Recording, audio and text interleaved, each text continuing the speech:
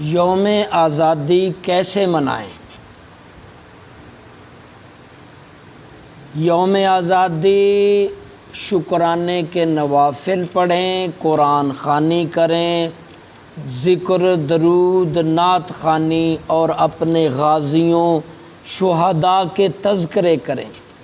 اور پاکستان کیوں بنایا، کس نے بنایا، کس وجہ سے بنایا، اس کے بننے کے آگے کے کیا منصوبے ہیں، اس پہ لیکچروں۔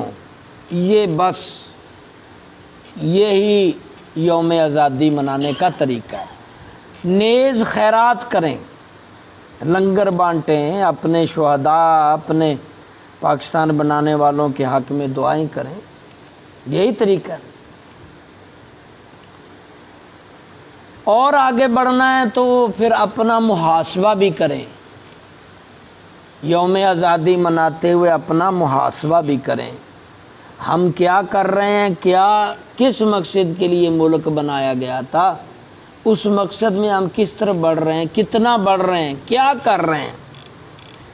اور آگے بڑھنا ہے تو اس طرف بھی غور کریں کہ 75 سال ہو گئے، 75 سال کا ملک ہو گیا ہے، اس ملک نے کیا کھویا ہے، کیا پایا ہے، کس طرف جا رہی ہے قوم، سیاستدان، بیوروکریسی، کیا ہو رہا ہے۔ ابھی مجھے آج ہی پتہ چلا کہ آج ہمارا یوم آزادی ہے، کل انڈیا کا ہے۔ کل انڈیا کا یوم آزادی وہ اس طرح منا رہے ہیں کہ وہ خالصتاً بغیر پٹرول ڈیزل ایندھن کے بغیر گاڑی تیار کر کے کل وہ لانچ کر رہے ہیں۔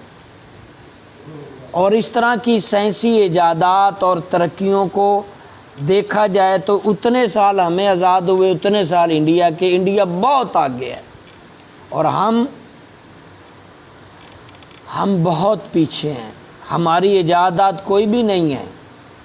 چین ہمارے بعد آزاد ہوا ہے اور وہ خلائی مشن پہ جا چکا ہے اور ہم سے اتنا آگے جا چکا ہے کہ ہم سوچ بھی نہیں سکتے۔ چین ہمارے بعد آزاد ہوا ہے۔ دور نہ جائیں، ڈھاکہ ہمارا حصہ تھا، ابھی چند سال پہلے ڈھاکہ ہم سے بچھڑا اور ہمارے لوگوں نے کہا جی وہ پانی میں ڈوبا رہتا علاقہ، دفع کرو، جانے دو، اس کا ہم نے کیا کرنا ہے، اس کو تو خیراتیں دینی پڑتی ہیں، سنبھالنا پڑتا ہے، رہنے دو۔ لیکن وہ آزاد ہو کے آج اس کا جو ہمارا روپیہ ہے اس کا ٹکا ہے، تو اس کے ایک ٹکے سے ہمارے 4 روپیے لگتے ہیں، 400 گنا ہم سے آگے ڈھاکہ شریف چلا گیا، جس کو ہم کہتے تھے پانی میں ڈوب گیا ہے،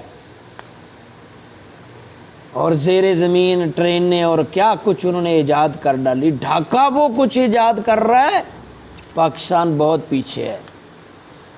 ویسے جھوٹ موٹ پھوتے مار کے سیاستدان یا کوئی بیوروکریٹ صحافی جو مرضی کہی جاؤ، 75 سال کا پاکستان 5 سال کا بھی نہیں لگ رہا۔ 75 سال کا پاکستان ڈوبا ضرور ہے، ٹوٹا ضرور ہے، پیس ضرور ہوا ہے، پیچھے کو ریس گیر ضرور لگا ہے، مقروض بھی ضرور ہوا ہے، سودیا بجاجڑیا بھی ضرور ہوا ہے۔ میں آپ ہر بندہ مقروض ہیں، پورا ملک مقروض ہے، سود بھی دیتے ہیں، برکات نہیں رہتی جہاں سود رہتا ہے۔ پیچھے چلے جائیں، جب پاکستان بنانے کی سوچ رہے تھے، بڑے لمبے پلان تھیں، ہم بھی، ہمارے باپ دادا بھی باہر سے انڈیا سے آئے تھے۔ ہمارے باپ دادا باقاعدہ ایک ریاست راجستھان، وہاں اسٹیٹ کے وزراء، ذمہ دار، مشیر تھے، یعنی ہم خاندانی امیر تھے، وزیر تھے، اسٹیٹ پوری کے مالک تھے۔ رفتہ رفتہ پاکستان کے جوش میں ہم بکھر گئے، کوئی کدھر چلا گیا، کوئی کدھر چلا گیا۔ ہماری دادی راستے میں کنویں میں کڑوا جو زہر ہندوؤں نے ڈالا تھا، میری دادی کڑوا کنواں جس میں زہر ڈالا ہوا تھا، اس کا پانی پی کر وہ راستے میں شہید ہو گئی۔ میری دادی، اور وہیں انہیں دفن کر دیا۔ ہمارے دادا بتایا کرتے تھے کہ جہاں سے ہم چلے تھے جہاں تک پہنچے، سڑکوں پر لاشیں مسلمانوں کی، گزرگاہوں پر لاشیں، ٹکڑے خون مسلمانوں کا، تالابوں میں، ندیوں نالوں میں لاشیں مسلمانوں کی، کنووں میں، کھیتوں میں مسلمان لڑکیوں کی لاشیں، اور جہاں کہیں پانی کا کوئی راستہ ہوتا پانی میں زہر۔ گویا یہ ہندو اور غیر مسلم نے ارادہ کر لیا تھا کہ زندہ مسلمان بچے ہی نہ، گاڑیاں آئیں لاشوں سے بھری ہوئی، کہاں لاشیں نہیں تھیں۔ 20 لاکھ اور بعض روایتوں میں 10 لاکھ شہید ہوئے پاکستان بناتے بناتے۔ 90,000 مسلمان لڑکیوں کے ساتھ ریپ زنا ہوا، اور دوران زنا قتل بھی ہوئیں، کئیوں نے اپنی عصمت بچانے کے لیے خودکشی بھی کر لی، اور کئی آج بھی سینکڑوں ہماری مسلمان بیٹیاں سکھ پیدا کر رہی ہیں، انڈیا میں ہیں، ہندوؤں کو جنم دے رہی ہیں۔ خوبرو جوان لڑکیوں کو سکھوں نے پکڑ لیا، وہیں کا رکھ لیا۔ آج بھی بہت سی مائیں۔ ہاں بے یارو مددگار، جگہ بجا لاشیں، ہجرت، ٹوٹے پھوٹی پھٹے کپڑے، بھوکے پیاسے، نڈھال، بے دوائی، یہ سارے آ رہے تھے پاکستان میں۔ ان کو بتایا گیا تھا وہ ایسا خطہ ہے جو مدینہ ثانی بننے جا رہا ہے، اور اس ثانی مدینے میں وہ ساری فیسیلیٹیٹ ملیں گی جو وہاں مدینے میں ملی تھیں، مواخات ہوگی، اور یہاں مہاجر اور انصار بھی ہوں گے۔ مہاجر تو وہاں سے جو آئے، انصار یہاں کے مقیم، کہ وہی رسم چلے گی جو مہاجرین انصار مدینے میں بنے تھے یہاں بھی، مگر ایسا نہیں ہو سکا۔ 75 سالوں میں مہاجر انصار کو مار رہا ہے، انصار مہاجر کو لڑایا جا رہا ہے، کہیں بھی امن نہیں، کہیں بھی سکون نہیں۔ میں تو حیران ہوتا ہوں، اب نیا شوشہ مدینے میں ریاست مدینہ کا لے کے چلا تھا، اس کو بڑا تیار کیا گیا ہے، اس شوشے کو، اس کے پیچھے پوری تاریخ کھنگالے ہوئے کوئی صحیح چلاک یہودی، کوئی ہندو تراکڑ والے ان کا ذہن بنا کے لائے۔ ریاست مدینہ، جس طرح پاکستان کو ریاست مدینہ شو کر کے سارے شہید کیے، لاکھوں سے ذبح ہوئے اور در بدر ہوئے، ادھر ادھر اجڑے پجڑے، لیکن پاکستان 75 سال بعد بھی ویسا ہی ہے جیسے انڈیا میں ماحول ہے۔ آپ جو مرضی کہتے رہیں، انڈیا میں بھی اسی طرح لوگ رہ رہے ہیں یہاں جیسے ہم رہ رہے ہیں۔ انڈیا میں بھی پیسے پوسے دے کے تھانوں سے لوگ چھوٹ جاتے ہیں، یہاں بھی پیسے دے کے چھوٹتے ہیں۔ یہاں کی پولیس، یہاں کی فوج، یہاں بیوروکریسی سب بکتا ہے، پیسے والے کی بات سنی جاتی ہے، جو نہیں ہے تو نہیں۔ میں نے خود تھانوں میں پیسے بھرے ہیں رشوت، اور یہاں تک کوئی ایسا جرم ہی نہیں، کئی بارہا ایسا موقع بنا ہے، وہ جی تبرک کے لیے دو ورنہ کیس لٹک جائے گا، دال کو زال بنا دیں گے۔ اور ایسے بچوں کو بھی میں چھڑوا کر لایا تھا جن پہ 7 بمب چلانے کے، 17 دہشت گردی کے، پتہ نہیں کیا کیا، اور جب 10,000 دیا تو وہ سارا کچھ ختم ہو گیا، نیچے لکھا غلط فہمی تھی۔ کوئی کام بغیر پیسے کے اس معاشرے نے کیا ترقی کرنی ہے؟ کوئی بھی نہیں بچا، جہاں تک کہ دینی ادارے، پروفیسر، یونیورسٹیاں، ہاسپیٹل، سب جگہ ٹک ٹاک، الٹا کھوپڑا، نشہ، شراب، زنا، کباب، اور وہ کچھ غیر مسلموں میں نہیں ہو رہا جو کچھ یہاں ہو رہا ہے۔ کیسے امید لگائیں کہ یہ، حالانکہ 2 قومی نظریے کے تحت یہ ملک بنا تھا۔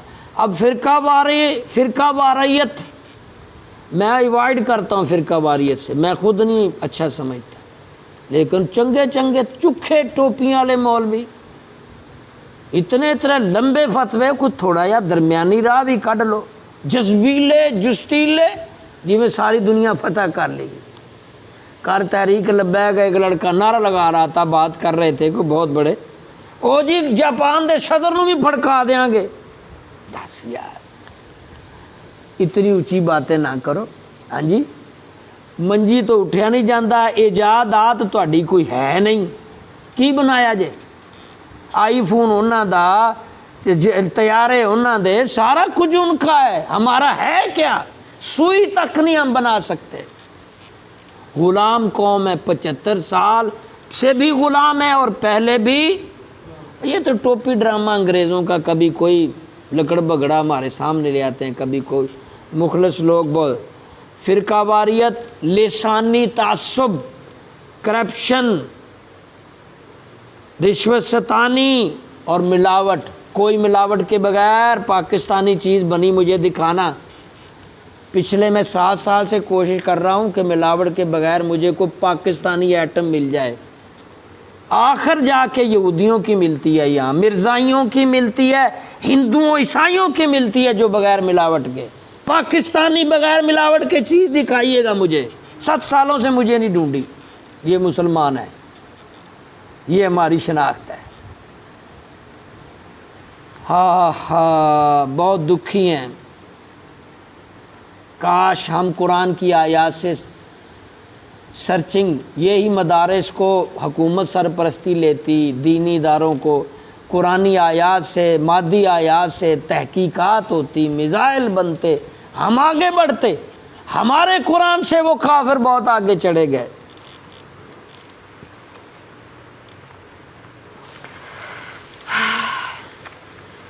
دکھ ہی دکھ ہے۔ ابھی 14 اگست کیسے منا رہے ہیں؟ صبح سے میرے دماغ خراب ہوا پڑا ہے، اتنے لمبے لمبے پاں پاں۔ ہاں جی، سارا دن اس سے یہ زوم آزادی ہے، سارا دن یہ پاں پاں۔ پیسے کون دے رہا ہے؟ مسلمان۔ بنا کون رہا ہے؟ مسلمان۔ بیچ کون رہا ہے؟ مسلمان۔ خرید کون رہا ہے؟ مسلمان۔ بجا کون رہا ہے؟ اور اس کے سائیڈ ایفیکٹ، نقصانات جو آواز کے دماغ اور پٹھوں اور اعصاب پر ہوتے ہیں، وہ بھی متاثر کون ہو رہا ہے؟ کیا اس قوم نے آگے بڑھنا ہے؟ چرلو مرلو قوم ہے، کچرا مچرا، روڑی کوڑی۔ مجھے تو 50 سال کا ہوگا، مجھے اس میں کوئی شرر، کوئی مرر، کوئی ترقی نظر نہیں آتی۔ البتہ ان سالوں میں نے دیکھا ہے کوئی 10-20 ہزار لوگ ملک ہی چھوڑ گئے ہیں، اور کوئی لاکھوں لوگ ملک چھوڑنے کے لیے تیار ہیں۔ باہر کی شہریت لینے کے لیے ڈاکٹر طاہر القادری نے اربوں روپے لگا دیے، جتنے جرنل جج ریٹائر ہوتے ہیں باہر کی شہریت، سیاستدان بیوروکریٹ، اتنے کچرا مچرا۔ یہ ملک کلونی ہے، وہ جھوٹے باتیں ہیں، وہ جو نعرے، وہ شہداء، ان کا خواب ادھورا ہے۔ ہم کچھ نہیں کر پائے، بہت شرمندہ ہیں۔ جب میں اپنی تاریخ پاکستان پڑھتا ہوں کہ کیسے، کس طرح، کیا امیدیں تھیں، کچھ بھی نہیں ہو سکا۔ نہ اسلام کسی شعبے میں نافذ ہے۔ ایک چھوٹا سا ملازم بھی پیسے لیے بغیر کام نہیں کرتا، ایک چھوٹا سا بھی، وہ کسی بھی شعبے میں ہے، چھوٹا سا ملازم، بابڈا کا ہو، تیسرا چوتھا، کسی بھی شعبے کا۔ مستقبل نظر نہیں آ رہا، نہ کوئی ترقی، نہ کوئی ایمان، نہ کوئی اخلاص، نہ کوئی حیا، کچھ بھی نہیں۔